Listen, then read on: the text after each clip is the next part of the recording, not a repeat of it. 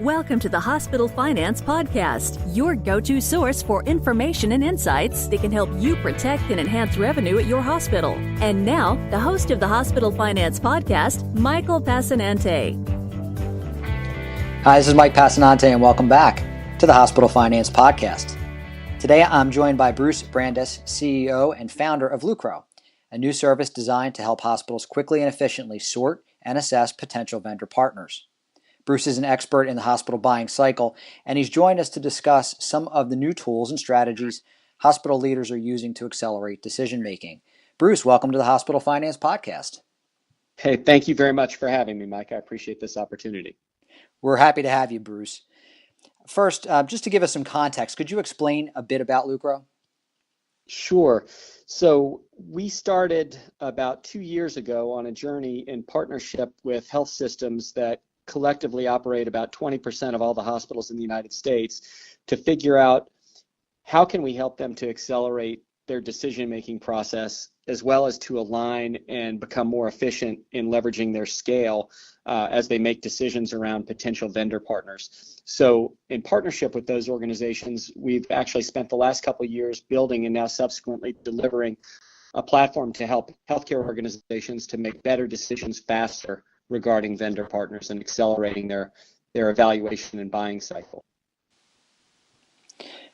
Thank you for that, and I think that'll help provide some context as we go through some of these subsequent questions, because I think we both come from the vendor side, and we talk and deal with providers all the time, and certainly as we chatted before the podcast, the hospital buying process it's complicated, and in some cases it's broken.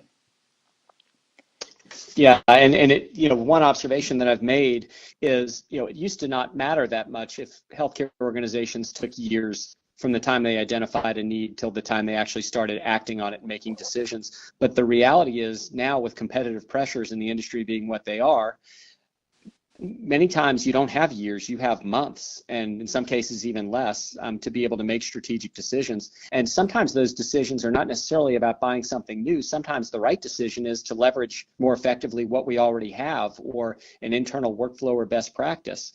And so regardless, how do you help go from concept, hey, we identify this need or this opportunity, to turning that around and focusing on taking actions on how to solve it. The other thing that, by the way, that we've heard very consistently was one of the things that slows down the process is too often people across healthcare are in the habit of falling in love with a product and then trying to justify why I need to buy this product. But one thing that we heard loud and clear from many of these healthcare organizations is we need to turn that around and start first by defining the problem that we've prioritized we need to solve, or the market opportunity that we've prioritized we need to address. And then let's, with that lens, look and see what the right solutions are that may be available outside the market or within our own organization to be able to address those issues quickly. Yeah, agreed. And with that, let's dive into some of those issues, because I think there's some pretty interesting things we're looking to discuss here. One of the first questions I had on my mind when you think about the buying process and how it may have changed and evolved over the past several years, you think about information. And search engines and social media offer healthcare leaders access to more information about vendors and solutions than they've ever had before.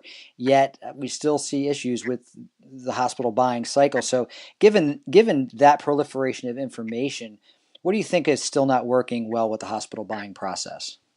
Well, Mike, you make a really good point. Before we jump into healthcare, think about how search engines and social media have affected the way you buy a car, or the way you plan a vacation, or the way you hail a cab, the way you buy a book. You could kind of go through and see how it's revolutionized and simplified every other area of our purchasing, except when we look in healthcare, it really, those search engines and social media really haven't helped the way they have in other areas as it relates to making healthcare leaders more productive in their decision making. And I think it really falls to a few things. One, healthcare is a little bit different, and we have to make sure that we understand that this is not really a consumer play the way it is in other purchasing decisions. And I think to some extent the biggest gaps that you have by relying on Google and LinkedIn as your resources for making decisions is in some ways a lot of the information is really not relevant. I don't know that I can trust it. And it also very often is very fragmented. So I'm only getting pieces of the information I need to make a fully informed decision. And so I think that that's where taking some of the principles that we've learned from these other industries and figuring out how we can take those technologies and processes and apply them into healthcare in a way that recognizes what's unique about healthcare. That's really a big focus for us as long-term healthcare folks, to figure out how can we apply those concepts into healthcare. And in fact, actually, when we launched the company, the design firm that we engaged was a digital design firm that knew nothing of healthcare, but they were the ones who designed and built Airbnb and eHarmony and OpenTable, Nike Plus, companies like that. And we arranged for them to interview 24 healthcare executives and listen with their ear to the healthcare executives' issues on why does it take you so long to make decisions and why is it so hard to innovate, and to see what we could borrow from those other applications and then apply it in a relevant way to healthcare. Bruce, let's pivot and talk about the RFP process, because the hospital RFP process can be arduous, both for the vendors and the hospitals. How do you see that changing, or how has that changed over the past few years? Yeah, that's a great question. I don't know that it's really changed much in the last few years, aside from now you might receive the email or you might receive the RFP via an email with a Word document attached. So when you FedEx your binders, that takes one step out of the process. But the process really has not changed in a meaningful way. And if you think about, if we're trying to accelerate decision-making in healthcare and also improve the efficiency of how we do things, the traditional RFI and RFP process is a colossal waste of time and resources for both the health system and the vendor. And so we at Lucro have really focused on that as a particular area where we think we can be really impactful.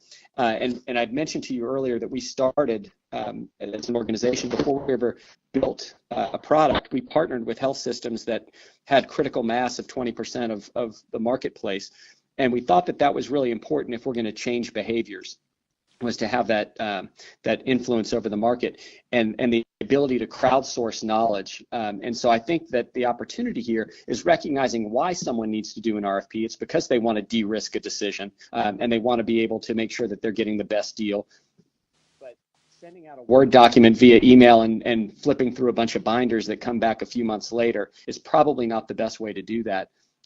What we're able to do within Lucro is actually have health systems do self-discovery of solutions that are relevant for the projects that they've prioritized, and they create what we call boards, which is like an idea board or a project board on Pinterest. And when they identify those boards, vendors then have the opportunity, rather than waiting until an RFP comes to them, they actually can see those boards de-identified in the Lucro marketplace. And vendors, regardless of how many salespeople you have or how big your marketing team is, have a level playing field to be able to see these projects or opportunities where people are seeking solutions. And I can submit what we call a solution card as a vendor, which is kind of a synthesized, concise view of what we do. And that gets submitted into the board, that then privately the individual or committee that are responsible on the buy side of that board have the opportunity to evaluate what these different solutions are. And inevitably, they then have a list of additional questions that they might ask. And we have the ability for them to ask those questions of their short list of vendors digitally within Lucro, so that the vendor then receives that and has the opportunity to look at these questions and say, you know what, this is a question that everybody asks me, so rather than my answering it privately, I'm just going to add that information. As I'm answering it for the first time, I'm going to add that information. Do we interface with Epic? How many live customers do we have? Whatever the questions might be, I'm just going to add that to my solution card, so no one ever will have to ask me that question again. And so in the future state, we see RFIs being nothing more than just a search and filter application that can be done instantly, and RFPs, with the benefit of crowdsourcing of knowledge across all these different healthcare organizations that are engaging in the platform, that are largely asking the same questions of the same vendors, a more efficient way to crowdsource those answers and that knowledge. So the RFP process, you can satisfy the traditional need as to why you're doing the RFP in the first place, but to be able to do that either instantly or in a matter of hours because of the information being more readily and efficiently available. And Bruce, before we started recording, we were chatting a little bit about how the buying process is unfolding within hospital systems now, and the roll-up of hospitals and mergers and acquisitions, and how that's driving changes in the RFP process and in purchasing generally. And in many instances, hospitals are now directing their staff to approach a procurement department or some committee, if you will, before they engage with any vendor. And then that group wants to be involved in managing the buying process. So how is this process unfolding? How does Lucro play into a process like that? Yeah, that's a great question, and it's a very astute observation, because the reality is the way healthcare organizations make buying decisions has to change. And their processes are changing so that they can leverage their scale more effectively. And so we at Lucro are really focused on making sure that we understand whatever the process is that organization is looking to implement, either a new governance process, a new, whether it be top down or whether it's ideation bottom up.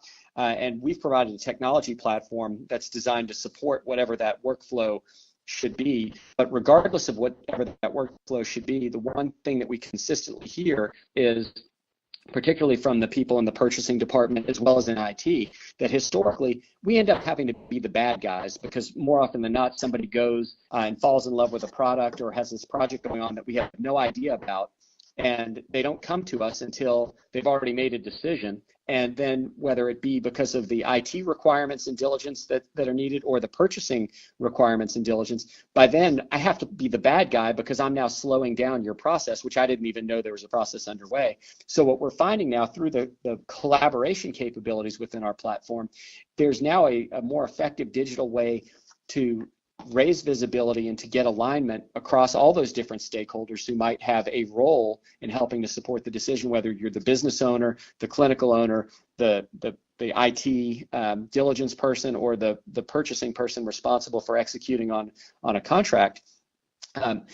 Regardless, this gives us a platform to get visibility into projects earlier in a process, as well as whoever's launching those projects to be able to get visibility into, have we already made a decision organizationally? Are you wasting your time because we've already crossed this bridge, or we have others across our own organization who are already tackling that? Why don't you guys combine efforts and make a decision together, including engaging your purchasing or IT folks earlier in a process when they can add more value before it's too late, as well as letting giving you visibility into, as you're looking to solve this problem, what products from current vendors might you be considering? What products do we already own that you may not realize we own that could potentially help you with this?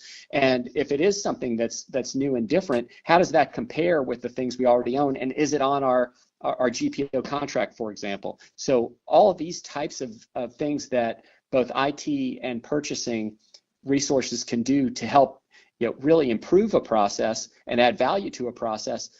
This gives, in the new world, there's a great opportunity for them to be involved earlier so that they can add that kind of value, so there's not a duplication of effort or a waste of time at the back end of a process.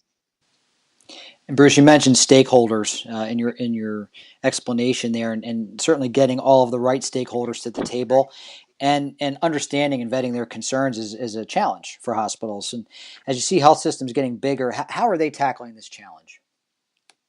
Yeah, it really does become more and more of a challenge. And what I've heard, particularly those that have grown by acquisition, oftentimes, the right hand just doesn't know what the left hand's doing, even if it's as simple as not knowing what products or what workflows or best practices we're already using. And so I think the biggest challenge is, and particularly as they grow, you have more and more stakeholders that might be involved in a decision. And back to accelerating decision making, the thought that we have to have meeting in person after meeting in person and demo after demo perhaps around a particular purchase decision. Because there are so many stakeholders and getting to the table, if one of my prerequisites is we have to find a time that we can all meet in person, I've just added 6 months probably to a decision process if it requires multiple meetings just because of how busy all these disparate stakeholders are. So we need to find an asynchronous digital platform, which is what we built at Lucro, to be able to allow for that collaboration and communication in between meetings and maybe instead of meetings, and also provide a more efficient way to give voice to other stakeholders that may not really be responsible for making the decision, but may have a valid voice or input or experience that can help those people who are tasked with making the decision to get greater input in a more efficient way. And so I think that as health systems get bigger, the knee-jerk reaction is, well, it's going to be top-down command and control, which may or may not be the right thing, but I think most importantly, what they don't want to lose sight of is to be able to tap into the collective wisdom and knowledge and experience of the people who are closest to the patient or to a particular problem and make sure that they have a voice. So what I find that to be is a challenge for many health systems to make sure that they strike that balance, as well as at the same time be able to align and engage stakeholders and share standards so that they can leverage their scale. So that is really a challenge, and I'm seeing more meetings being too common of an answer in a longer decision process, or kind of dictatorial, this is how it's going to be, without having people feel like they have a voice. And I think that there's a way to leverage technology to help to ease that. Bruce, I want to talk to you about a disparity that I think comes up often because references and testimonials and evidence are so important to hospitals and their decision makers when they're evaluating vendors. But they're hard for vendors to get. Hospitals don't always want to go on record and attribute themselves or endorse a vendor, if you will. So, what kinds of sources are hospital leaders using now to get that unbiased information about vendors from their peers? Yeah, that's a good observation. So I would say that there is not a lack of opinions about different products. In fact, I would say in this industry, it's just the opposite. There are actually probably too many. Then whether it be from a third-party organization like KLAS or Gartner, or from an industry association like HIMSS or the American Hospital Association, or from my GPO that may have done diligence, or from a consulting firm that I might know and trust. The reality is there are already a lot of different disparate data points out there about different solutions. The biggest challenge that this actually exacerbates decision making, because the problem is there are almost too many opinions. Everybody has a different group that they may know or trust, and it may be multiple of them. And what I found that they've asked us for is we need a platform that can synthesize all the disparate data points that are out there that we might already trust and put them into context so that we can understand what all those different stakeholders think, but then also marry that with internal knowledge around what does my colleague network within my own organization say? Do we have experience in-house in successfully deploying this solution? Does it integrate with our current IT environment, or whatever those questions are that are unique to my environment? It's great if this third party says this is the best product in the market and they have all these great references, but that may or may not really translate into what's best for me. So it needs to be put into context where then I can tap into the people in my network who I know and trust, whether they're within my own organization or my colleagues at other healthcare organizations that I've been in the industry with my whole career that I know and trust that may have a point of view on this, and let me do my own homework digitally by collaborating with those folks, whether it be historically a hallway conversation at a conference, or sending them a text or an email, hey, what do you know about this? But to be able to put all that into context, I think is really important. And so what I'm finding is the best way to get unbiased information is to tap into their peer network, but also to have it in context of all this other noise that's out there in the industry. And at the end of the day, one other thing to recognize is not every vendor is a good vendor, and even if they have good references, it's kind of like when you're hiring someone. No one's ever going to give you they're not going to tell you all the people who are going to have bad things to say about them. They're going to give you, here are the 3 references. It's my mom, my priest, and my and my daughter. And, and then you wonder, well, they said all glowing things. But so I don't know that anybody really trusts the references that vendors give them. Now, I think they do trust outcome studies and real results that can be pointed to. But I think they want to do their own discovery and homework. And I think we need to give them a digital platform and access to people who they know and trust in a more efficient way. Bruce, in some cases, hospitals aren't even aware, as you mentioned, of innovative solutions that can help them, or maybe even solutions that they have under their own roof that can solve a problem that they have. But we're in an environment where hospital leaders are, they're deluged by vendor approaches and sales and marketing initiatives, and in a lot of cases, they've kind of had to block out some of that noise to try to move forward with their jobs. But when they do that, of course, they kind of insulate themselves occasionally from the information they need, maybe to help evaluate some solutions. So in that environment and in that context, how can hospitals do a better job of sourcing and embracing innovative solutions and learning more about them?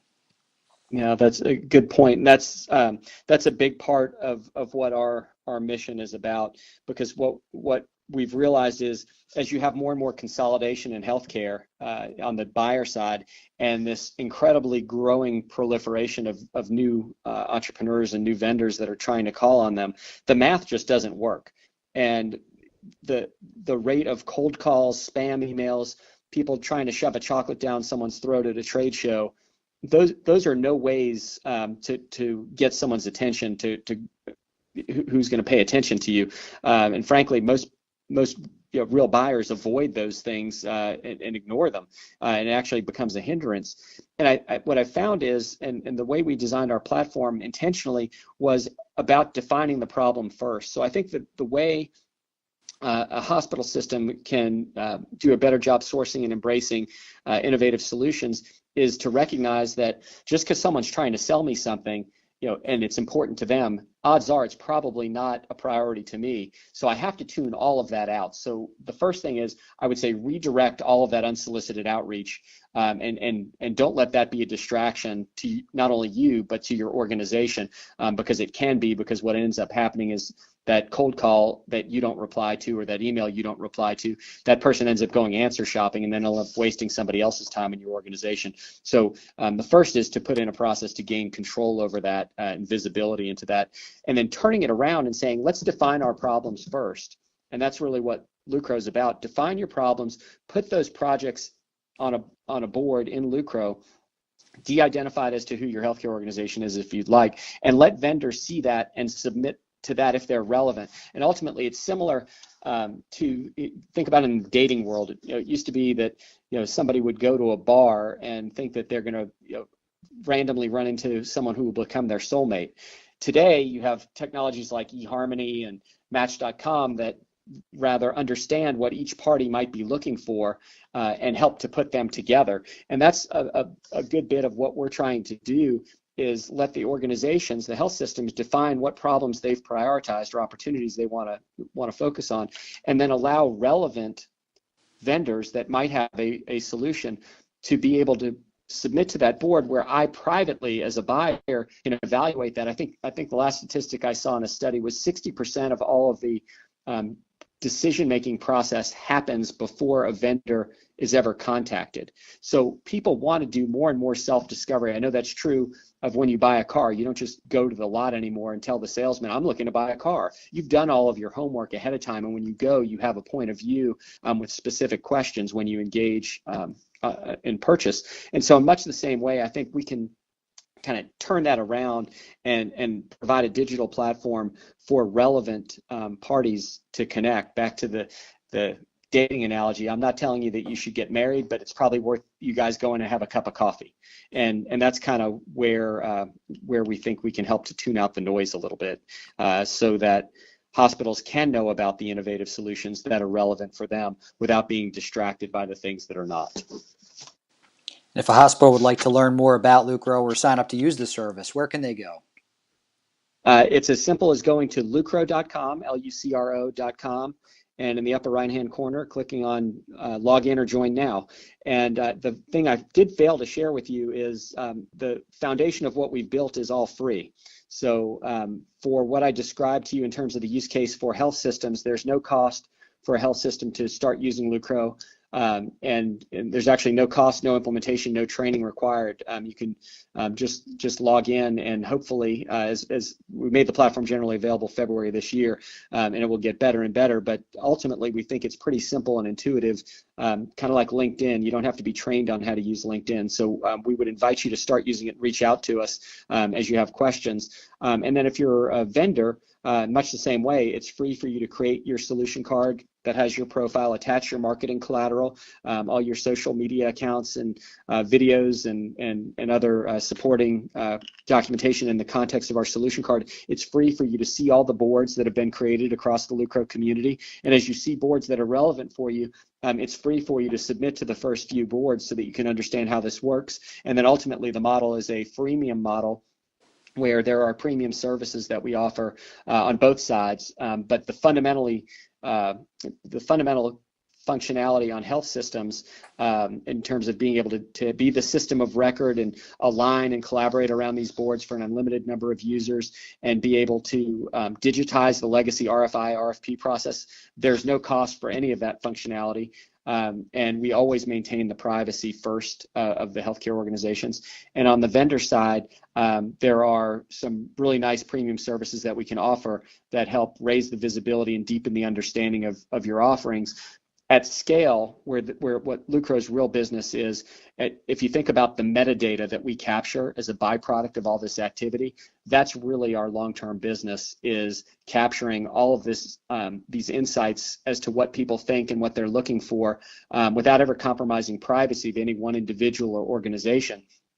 That metadata and the insights that come from it, we believe, can be transformational for this industry, and those are insights that just don't exist in healthcare today. So, so we would invite anyone who is interested in what I just shared.